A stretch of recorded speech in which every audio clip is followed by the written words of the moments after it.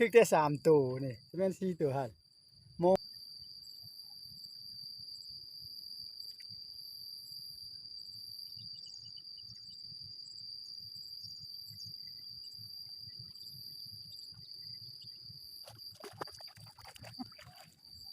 ปัดที่2ได้แต่5 ตัวเมื่อกี้3เดี๋ยวนี้5 พี่น้องเอ้ยนี่ได้บาทนี้ได้หลายนิดนึงประมาณ10 ตัวนี่ปัดที่3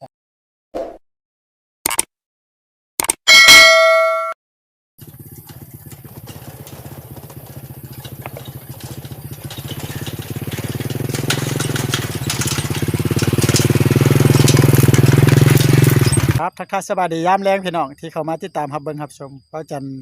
พาพี่มาน้องมาจะมาใส่มองพี่น้องเอ้ยมาลัดมองอ่ะล่ะมองปลาซิวเพิ่นนึงกับมองอ่ะนะมองใหม่อ่ะนะจะมาลงอยู่นี่เบิ่งนะเป้าจันประมาณนี้น่ะ6-7 เดือนกว่าละครึ่งปีแล้วพี่น้องเอ้ยก็โดนตึ๊บนี่ไม้ทางหลังนี่ก็บ่มีคนดอกพี่น้องเป้าจันก็มาแรงๆไปคิดไปใส่น้ำกันนี่มองของเฮานี่แหละเนาะมองอ่ะนะนี่มองนี่มองเฮาน่ะมองปลาซิวกับมองใหม่เนาะมานี่ละเขาจะไปหากันนะนี่ละเนาะเขาจะหมานบ่หมานบ่ก็เบิ่งน้ำกันพี่น้องเอ้ยเนาะเอาเถอะกับมันนี่บรรยากาศเขาจะใส่มองนั่นนี่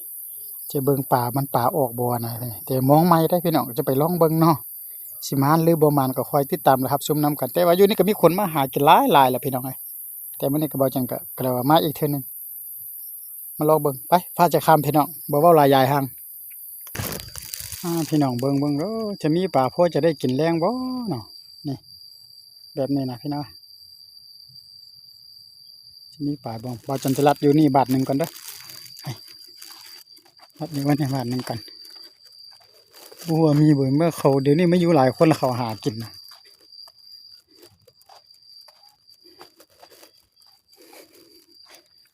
จันทรัดอยู่บนตัวนี้ก่อนตกตัวนี้ไปนี่ไปนี่ไปเข้านั่น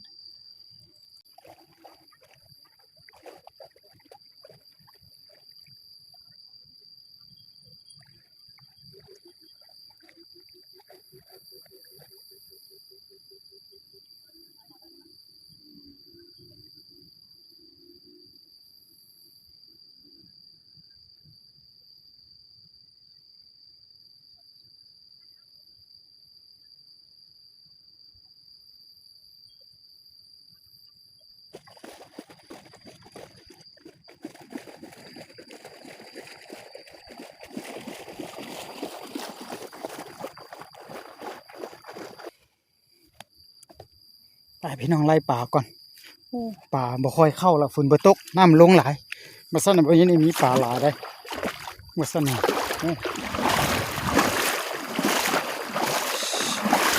ไล่ป่าน้ำกันพี่น้องคือบ่พอจะได้ปิงแรงบ่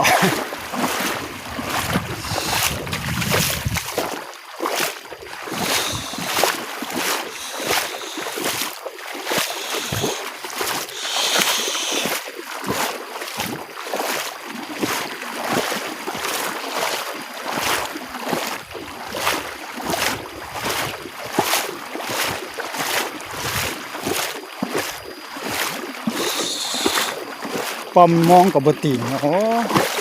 ปกติในคันมีป่าคือความติ่งขยุบพ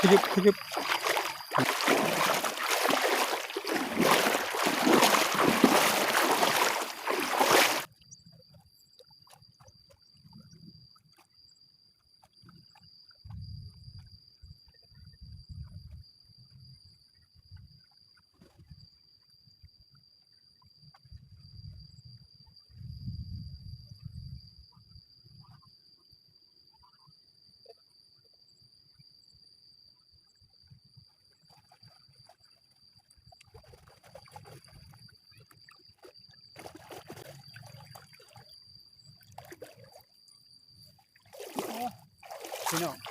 ทึกได้3 ตัวนี่จะเป็น4 ตัวหั่นโมใหม่เฮาน่ะเอาขออนุญาตปลดก่อนพอดีปิ้งกินพี่น้องเอ้ยว่าแต่3 ตัวเอาขออนุญาตเอาปลาออกก่อนพี่น้องนึงเบาจันทรัดนี่ก่อนนี่จะไล่ทางนั้นออกมาลัดไปอยู่นี่เลยลัดไปอยู่นี่ก็ไล่อยู่เพิ่นออกมาเลยพี่น้องเอ้ย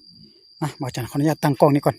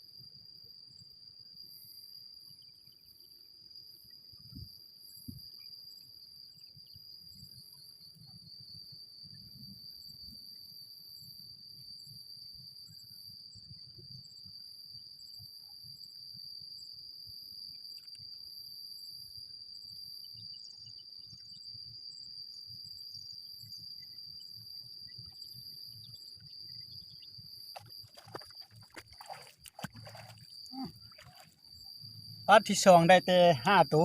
เมื่อกี้3เดี๋ยวนี้ห้า พี่น้องเอ้ยเนี่ยได้5 ตัว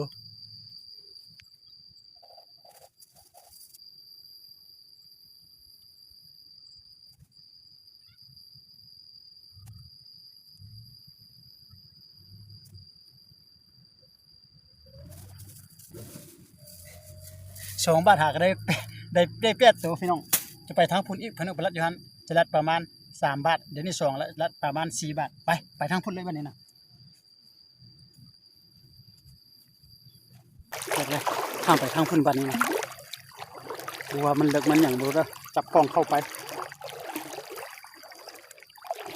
โอ้ได้ประมาณน่ะ10 ปลายตัวพอได้ปิ้งแล้วพี่น้องเอาล่ะดอก10 ปลายตัวใช้ประมาณ4 บาทมองใหม่หากได้ปลา8 ตัว มื้อนี้แหละมาลงเป็นครั้งแรกนะมองใหม่นะพี่น้องเอ้ยมาคนเดียวคือเก่าแต่อยู่นี่มีหอยจิ๊บกี่หลายได้หนองนี่นะหอยจิ๊บกี่หลายแต่ว่ามีหอยจิ๊บกี่แล้วมีหอยคั้นพร้อมนะพี่น้องหอยคั้นนี่หลายหนองนี่นะวันนี้นะจะลัดตัวนี้เลย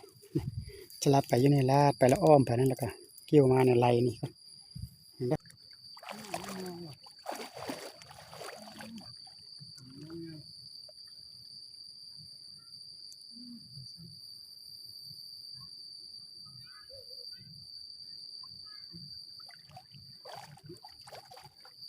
เขาใส่แล้วพี่น้องมีมงใหญ่นะนี่เขาจะใส่ไปทางนี้ซะพี่น้อง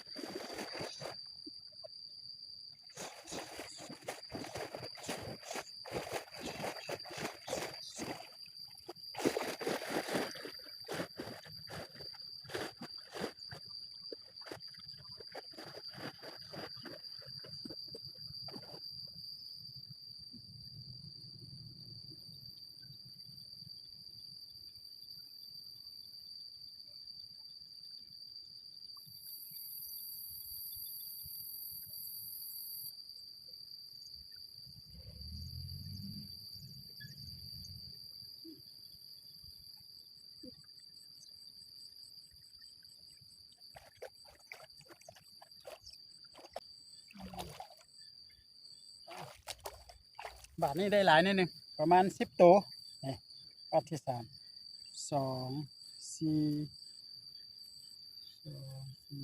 6 8 9โอ้9 ตัวออกตัวหนึ่งแล้ว10 ตัวถึงมันนะบาทนี้ได้9 ตัวอ๋อกี่8ได้10 บาทแล้วไปพี่น้องมานอยู่เด้อนี่มองไม่เขานี่ได้ประมาณ9 ตัวบาทนี่นะ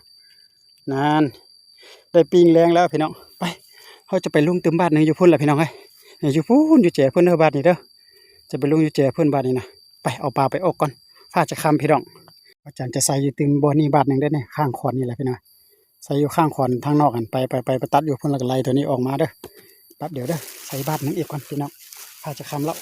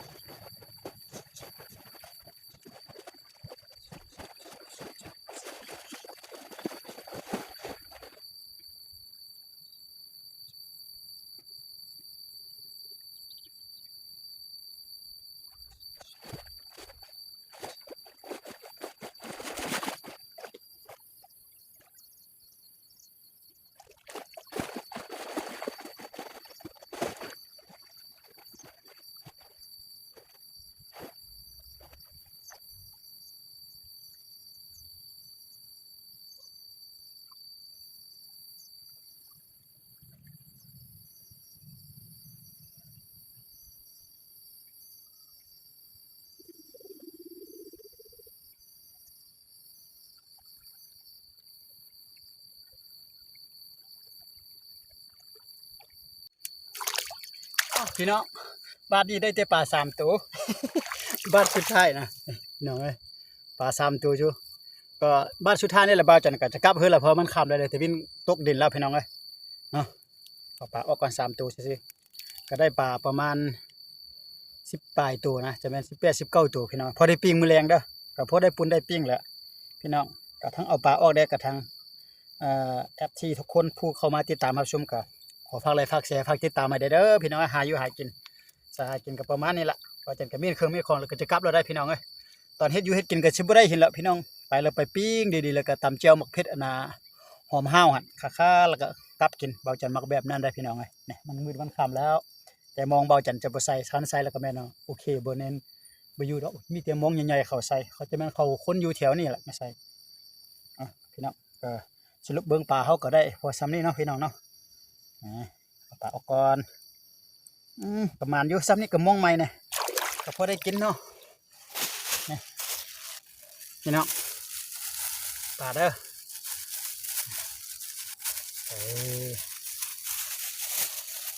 นี่3 แต้มมองนะนี่มาเยอะพี่น้องเอาปลาแซ่บๆใหม่ๆแบบนี้พี่น้องเลยนี่แม่นปลาใหม่ๆเอาสดๆฮ้อนๆเลยพี่น้องเลยเอาขอบใจพี่น้องล้างปลาล้างอันดาวใส่มองหรือว่าจำกัดกลับแล้วเพราะว่ามันคำแล้วพี่น้องใส่มอง4 บาทว่าจะใส่เป็นบาทนึงแต่ว่าบาทหน้าจึงคอยจะมาอีกพี่น้องเพราะว่าหมายนี่เบาจันบ่มาโดนละเกือบ6 เดือนครึ่งปีเลย7 เดือน 8 เดือนฮอดอยู่ช่วง8เดือน8 เดือน 9พุ่นเดือน 9เบาจันมาแทงเดือน 9ครับเพราะน้ำยังขึ้นนั่นเองตอนนี้พี่น้อง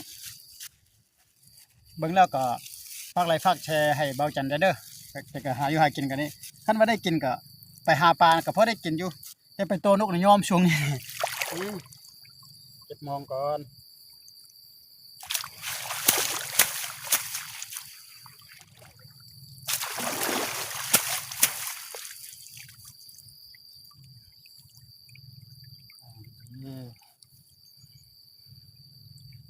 เดี๋ยว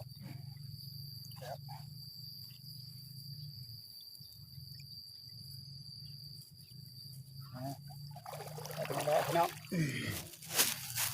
มองปลาซิวก็เอามาแต่ว่ามองปลาซิวบ่ได้ใส่นี่มองปลาซิวพี่น้องอันนี้มองปลาซิวอันนี้มองใหม่ละพี่น้องหาก็ครั้งแรกแห้งมันได้สำนี้มองใหม่ๆหากระลุงมือเดียวนี่แหละพี่น้องเอ้ยเดี๋ยวละเอาพี่น้อง